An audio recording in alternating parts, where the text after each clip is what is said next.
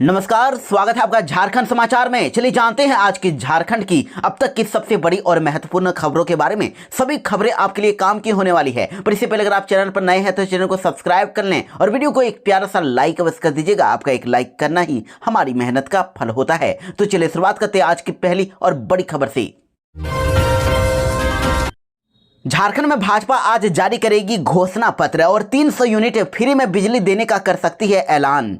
जी हां, झारखंड विधानसभा चुनाव को लेकर भाजपा आज झारखंड में घोषणा पत्र जारी करेगी। तो भाजपा के घोषणा पत्र में कई बड़े ऐलान किए जाएंगे। 300 यूनिट तक फ्री में बिजली देने की योजना लाई जा रही है। वहीं अभी आपको बता दें कि झारखंड में अभी 200 यूनिट फ्री में बिजली लोगों को दिया जा रहा है। वहीं अब भाजपा अपने घोषणा पत्र में 1 करोड़ घरों को सोलर ऊर्जा से जोड़ने का भी ऐलान कर सकती है और साल 2026-27 तक भाजपा सभी घरों में सोलर ऊर्जा संयंत्र लगाने की भी योजना पर काम करेगी।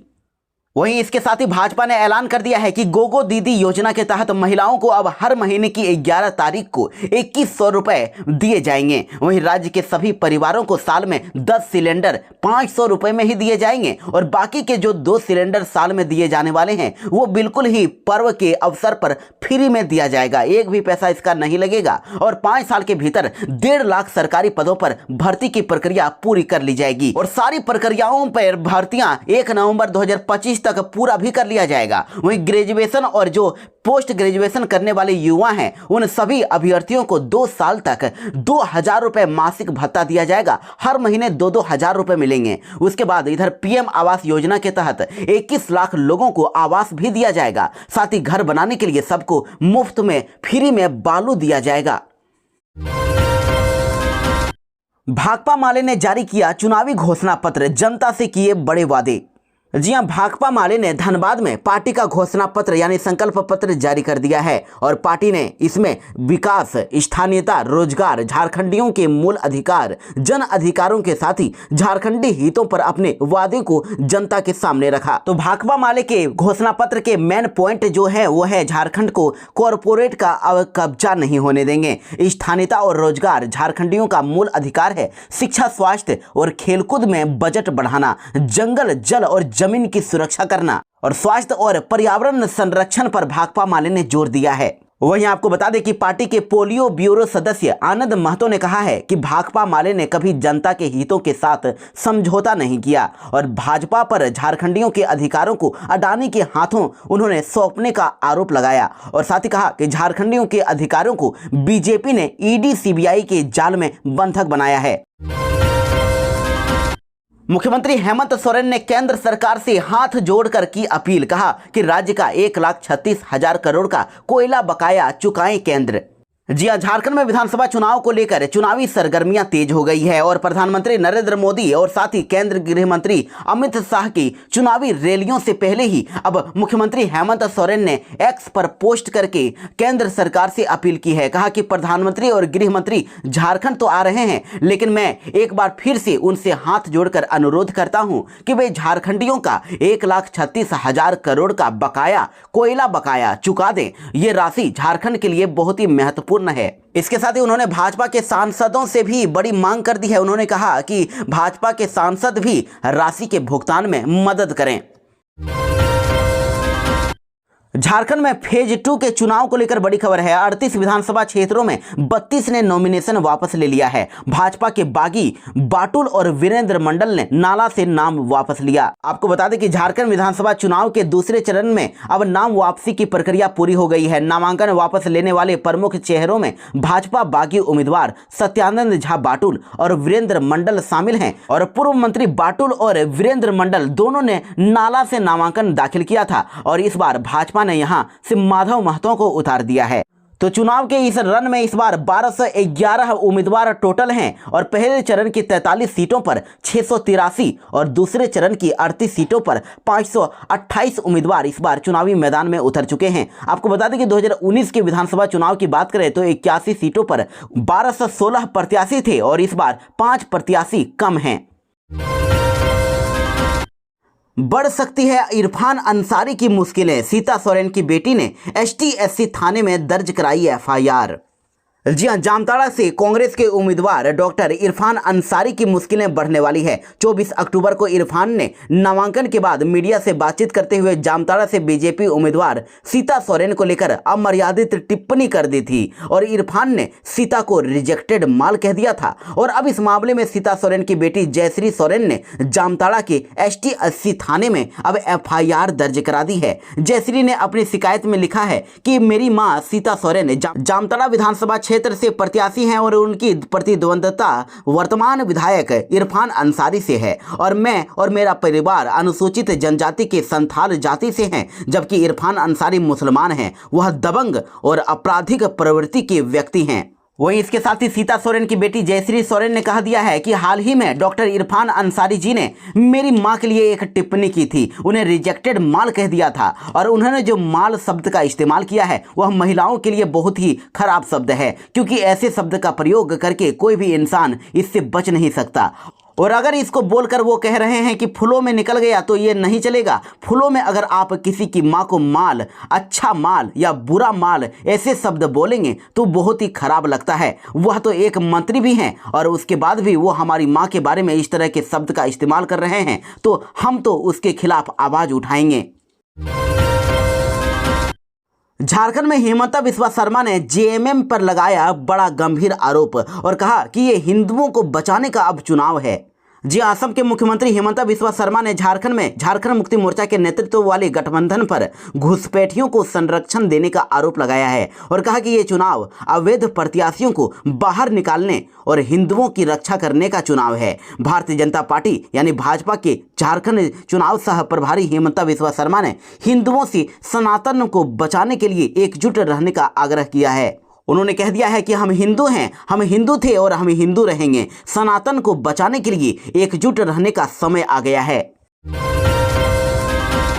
प्रधानमंत्री नरेंद्र मोदी से पहले गढ़वा में गरजेंगे CM हेमंत सोरेन, 2 प्रखंडों में करेंगे चुनावी सभा। जी हां, झारखंड के चुनावी रण में ताल ठोकने वाले मुख्यमंत्री CM हेमंत सोरेन 4 नवंबर को गढ़वा जाने वाले हैं। मुख्यमंत्री हेमंत सोरेन लगातार 2 दिनों तक गढ़वा जिले की 2 प्रखंडों में चुनावी जनसभा को संबोधित करेंगे। वहीं देखिए यहाँ पर PM मोदी का भी कार्यक्रम होने वाला है। CM हेमंत सोरेन के अलावा PM मोदी का भी गढ़वा में सभा होगा। प्रधानमंत्री नरेंद्र मोदी गढ़वा से सटे चेतना गांव में स्थित श्री कृष्ण गौशाला मैदान में आयोजित सभा को संबोधित करेंगे और ये पहला मौका है जब प्रधानमंत्री का गढ़वा में कार्यक्रम किया जा रहा है। देश की आजादी के बाद यह पहला मौका होगा जब कोई प्रधानमंत्री गढ़वा आ रहे हैं।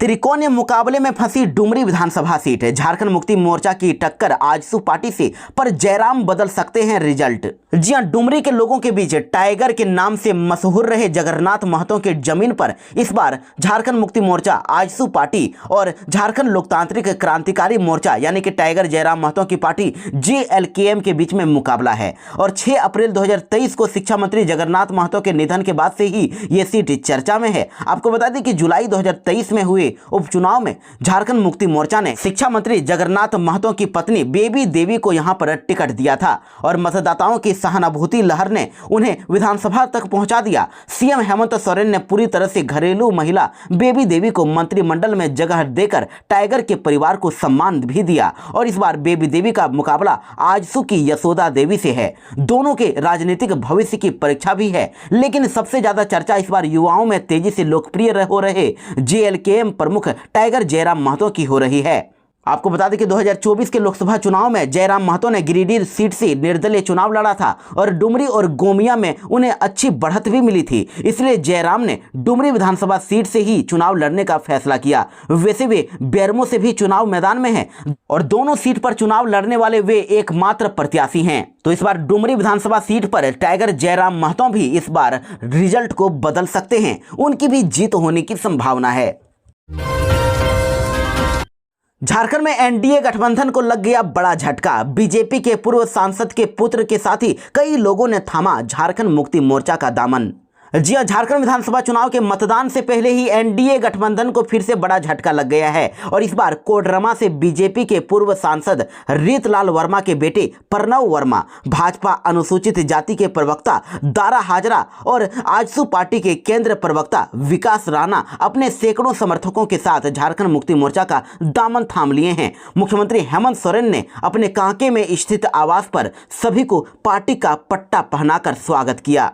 वैसे आपको बता दें कि विभिन्न दलों से झारखंड मुक्ति मोर्चा में शामिल होने वाले लोगों का संख्या भी लगातार बढ़ता ही जा रहा है। 2 दिन पहले की ही बात है, जेएलकेएम से गांडे के प्रत्याशी अखिल अख्तर उर्फ रिजवान क्रांतिकारी ने झारखंड मुक्ति मोर्चा का दामन थाम लिया और नामांकन वापस लेने के 1 दिन पहले ही उन्होंने पार्टी की सदस्यता ग्रहण कर ली। इसके अलावा बीजेपी के कद्दावर नेता लुइस मरांडी, गणेश महली समेत कई लोगों ने हाल ही में झारखंड मुक्ति मोर्चा का दामन थाम लिया था। वहीं अब लुइस मरांडी को जामा से उम्मीदवार बनाया गया है और गणेश महली को सरायकेला से पूर्व सीएम चंपाई सोरेन के खिलाफ मैदान में उतार दिया गया है।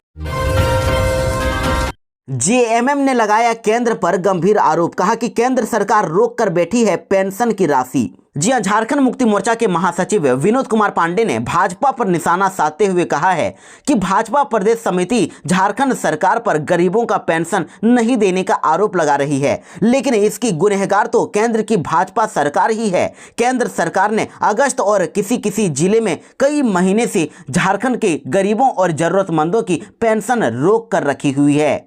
उन्होंने कहा कि राज्य में पेंशन के नाम पर केंद्र सरकार मात्र 250 रुपए हर महीने गरीबों को देती थी, बाकी के 750 रुपए तो राज्य सरकार अपनी निधि से देती है। लेकिन केंद्र सरकार 250 रुपए देने में भी महीनों का विलंब कर रही है, काफी देरी कर रही है। विनोद कुमार पांडे ने कहा कि भाजपा नेता लोगों को ये नहीं बताते हैं कि केंद्र प्रायोजित इंदिरा गांधी राष्ट्रीय विधवा पेंशन, इंदिरा गांधी राष्ट्रीय वृद्धा पेंशन योजना और इंदिरा गांधी राष्ट्रीय दिव्यांग पेंशन योजना के तहत मिलने वाली राशि में विगत अगस्त महीने से केंद्र सरकार के द्वारा केंद्र अंश का भुगतान अभी तक नहीं किया गया है। मंत्री मिथिलेश को हनी ट्रैप में फंसाने की हुई कोशिश, महिला ने अश्लील वीडियो वायरल करने की दी धमकी। जी हां, झारखंड के पेयजल स्वच्छता मंत्री मिथिलेश ठाकुर को हनी ट्रैप में फंसाने की कोशिश की गई है और उन्होंने अब खुद वीडियो जारी करके ये जानकारी दी है। उन्होंने चाईबासा सदर थाने में एफआईआर भी दर्ज करा दिया है। साथ ही विपक्ष पर हनी ट्रैप में फंसाने की साजिश रचने का आरोप लगाया है। मंत्री के मुताबिक गुरुवार को मोबाइल नंबर 6377756892 से बार बार वीडियो कॉल आ रहा था। उन्होंने कॉल उठाया तो दूसरी ओर से एक महिला अश्लील हरकत करती हुई दिखी। यह देखकर उन्होंने फोन कट कर दिया। इसके बाद उनके मोबाइल पर उसी नंबर से 11 सेकंड का अश्लील वीडियो भेजा गया। साथ ही उन्हें उसी नंबर से एक मैसेज भी भेजा गया। उसमें कहा गया कि सोशल मीडिया अकाउंट पर आपकी वीडियो अपलोड कर रही हूं, आपके सोशल मीडिया फ्रेंड के पास भी ये वीडियो भेज रही हूं, डिलीट करना चाहते हो या वायरल, जल्दी बोलो। लेकिन इसके बाद मिथिलेश ठाकुर ने अपने सोशल मीडिया अकाउंट पर वीडियो जारी करके अब हनी ट्रैप में फंसाने के प्रयास किए जाने की जानकारी दी है। उन्होंने कहा है कि विपक्ष कुछ भी कर ले, मिथिलेश ठाकुर को पीछे नहीं कर सकता। जनता सब देख रही है, पिछले 5 साल में किए गए काम पर जनता वोट देगी। निर्दलीय चुनाव लड़ने का अल्टीमेटम देने वाले राज परिवार आखिर मान गए हैं। भाजपा ने बनाया 3 विधानसभा का कोऑर्डिनेटर। जी हां, विधानसभा चुनाव में टिकट नहीं मिलने से नाराज भाजपा के वरिष्ठ नेता सह पूर्व मंत्री राज परिवार को संगठन में बड़ी जिम्मेदारी दे दी गई है। उन्हें देवघर, सारठ और जरमुंडी विधानसभा का समन्वयक बना दिया गया है, कोऑर्डिनेटर बना दिया गया है। और इस संबंध में भाजपा के प्रदेश महामंत्री सह राज्यसभा सांसद आदित्य साहू ने राज परिवार की नियुक्ति संबंधी पत्र भी जारी किया है, जिसमें कहा गया है कि भाजपा के प्रदेश अध्यक्ष बाबूलाल मरांडी के निर्देश पर विधानसभा चुनाव 2024 के दृष्टिकोण से राज परिवार को 3 विधानसभा का समन्वयक मनोनीत किया गया है। देवघर, सारठ और जरमुंडी में भाजपा प्रत्याशी की जीत को लेकर समन्वयक रणनीति बनाकर काम करेंगे। वैसे जानकारी के लिए आपको बता दें कि मधुपुर से टिकट नहीं मिलने से ही राज परिवार नाराज हो गए थे और जिसके बाद भाजपा के खिलाफ इन्होंने बगावत पर ये उतर गए थे और मधुपुर से चुनाव लड़ने की घोषणा कर दी थी। नामांकन पत्र भी खरीद लिया था। साथ ही भाजपा आलाकमान को सोचने के लिए 2 दिनों का अल्टीमेटम दे दिया था। लेकिन इसी बीच भाजपा के राष्ट्रीय उपाध्यक्ष सह संगठन के झारखंड प्रभारी लक्ष्मीकांत वाजपेयी और भाजपा के प्रदेश उपाध्यक्ष सह संताल परगना प्रभारी बाल मुकुंद सहाय नाराज राज को मनाने के लिए उनके घर पहुंच गए थे। और जिसके बाद फिर किसी तरह से इस डैमेज कंट्रोल किया गया और राज परिवार को मना लिया गया है। जामताड़ा से इरफान अंसारी के बयान के बाद अब अरविंद सावंत के भी बिगड़े बोल सामने आए हैं। इन्होंने महिला कैंडिडेट को कह दिया इंपोर्टेड माल, तो अब साइना ने भी जवाब दे दिया, कहा महिला हूं माल नहीं। जी हां, झारखंड के जामताड़ा के कांग्रेस विधायक इरफान अंसारी ने मुख्यमंत्री हेमंत सोरेन की भाभी और बीजेपी प्रत्याशी सीता सोरेन को रिजेक्टेड माल बता दिया था, जिसके बाद अब झारखंड की सियासत गर्म हो गई थी। और वहीं अब देखिए महाराष्ट्र से बड़ी खबर है, महाराष्ट्र में इंपोर्टेड माल एक महिला कैंडिडेट को कह दिया गया है, जिसे लेकर वहां भी राजनीति तेज हो गई है। दरअसल एकनाथ शिंदे गुट की शिवसेना नेता और महाराष्ट्र विधानसभा चुनावों में महायुति उम्मीदवार साइना एनसी को इंपोर्टेड माल कहकर उद्धव ठाकरे गुट वाले शिवसेना के सांसद अरविंद सावंत बुरी तरह फंस गए हैं। महिला कैंडिडेट को विवादित बयान देने के मामले में मुंबई पुलिस ने केस दर्ज किया है और सांसद अरविंद सावंत के खिलाफ साइना ने नागपाड़ा थाने में एफआईआर भी दर्ज करा दिया है। दरअसल साइना के चुनाव लड़ने को लेकर जब मीडिया ने सवाल अरविंद सावंत से पूछा तो उन्होंने कह दिया था कि हमारे यहाँ चुनाव में इंपोर्टेड माल नहीं चलता, ओरिजिनल माल चलता है। तो इसी बात की जानकारी मिलते ही साइना एनसी ने एक्स पर लिख दिया है कि मैं महिला हूँ माल नहीं। और इस तरह की बात कहना सांसद अरविंद सावंत की मानसिकता को दिखाती है कि उनकी सोच महिलाओं के लिए किस तरह की है। ये ऐसे लोगों को जनता सबक सिखाएगी। धनबाद से बड़ी खबर है, एसएनएमसीएच में अब लाल कार्ड धारकों के लिए निःशुल्क जांच हुआ बंद, गरीबों की जेब पर पड़ रहा है बोझ। जी हां, धनबाद के शहीद निर्मल महतो मेमोरियल कॉलेज एवं हॉस्पिटल यानी कि एसएनएमसीएच यानी कि जिसका नाम पहले पीएमसीएच था, इसके में अब प्राइवेट पब्लिक पार्टनरशिप यानी कि पीपीपी मोड पर अब मणिपाल हेल्थ मैप के द्वारा संचालित किए हुए केंद्र में लाल कार्ड धारकों के लिए निःशुल्क सीटी स्कैन, अल्ट्रासाउंड समेत कई जांच को अब बंद कर दिया गया है। अब फ्री में ये सीटी स्कैन, अल्ट्रासाउंड के साथ कई सेवाएं नहीं होगी और अब गरीबों को पैसे देकर इसकी जांच करानी होगी। आपको बता दें कि जानकारी के अनुसार कंपनी का एसएनएमसीएच प्रबंधन पर मरीजों की जांच के एवज में मिलने वाला जो बकाया है वो उसका राशि लगभग 50 लाख के करीब पहुंच गया है। और कंपनी के अधिकारियों के अनुसार 5-6 महीनों से एसएनएमसीएच प्रबंधन के द्वारा बकाया राशि का भुगतान नहीं किया जा रहा है और इसी संबंध में कई बार नोटिस देने के बावजूद भी अस्पताल प्रबंधन के द्वारा कोई भी पहल नहीं की गई। तो मजबूर होकर कंपनी को लाल कार्ड धारकों के लिए फ्री में दिए जाने वाले इन सेवाओं पर रोक लगाना पड़ गया है।